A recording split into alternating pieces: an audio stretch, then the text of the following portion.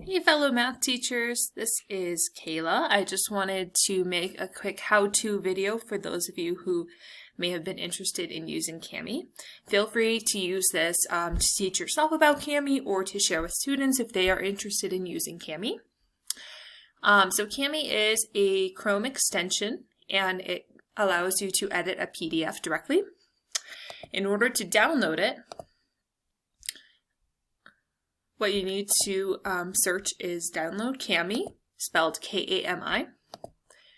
Top link is the one you're going to go for. And it will give you the option to add it to Chrome. Right now I have it, so I only have the option to remove it.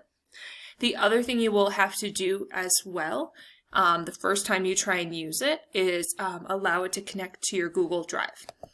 What's really awesome is it connects directly to Drive. And so in your Drive folder, it will have a Kami document folder embedded in your Google Drive. So the next time after you've downloaded the extension, if I want to open up a PDF, let's say I'm working on my homework for math, there should be an option either in this upper corner to open with Kami, or right here in the middle, annotate with Kami. And so if I click that, what it's going to do, I'll close this one, is it's going to open it up in the Kami editor. This is the time when, if this is the first time you're using Kami, before it will get to the screen, it will prompt you to allow it to connect to Drive. And you can see right now, if I try and save it, it shows me that it's in Drive in a specific folder that I have. For students, it will create a folder called Kami. And notice you can save it as you go. So the different features in Kami, there's a nice toolbar here. The most common features are text box, drawing, and shapes for us that we've used so far in Algebra 2. So you click text box, you click somewhere in the document, and let's say I'm working on factoring, so maybe I've got like x plus 7 times something, right? Looking at this problem, if I was actually trying to factor it, I would have to be thinking about maybe like 4 and 2 multiply 2 be 8, right? So maybe I would do plus 4.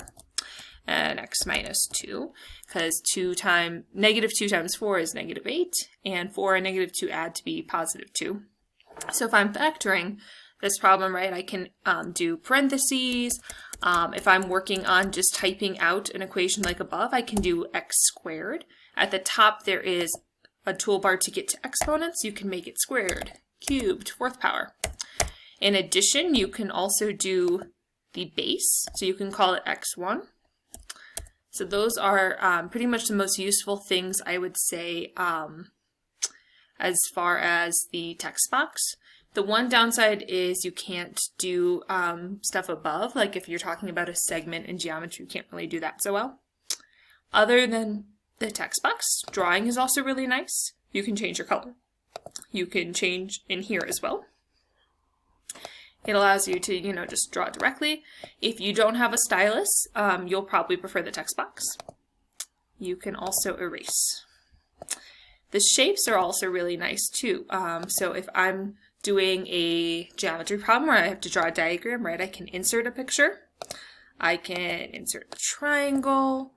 I can do a line, right? If I'm doing a graphing problem, I can plot my 2 points and connect them to create a line a little bit more strategically. Select allows you to pick objects if you don't want them anymore. And then there we go.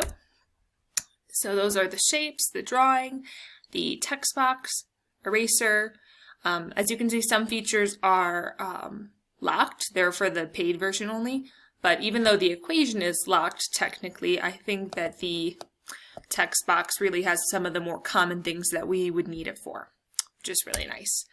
So those are what you can do when you're editing this, and I generally have students use it to collaborate in real time in a breakout room, or some students who don't have access to printers or who want to save paper have kind of taken to doing their homework using Kami, which is a really nice alternative if the students prefer to do their work electronically during e-learning. And when a student is ready to save, they just have to, click save here. What's really cool is when you submit to Drive, it should be in a folder in the student's Drive called Kami.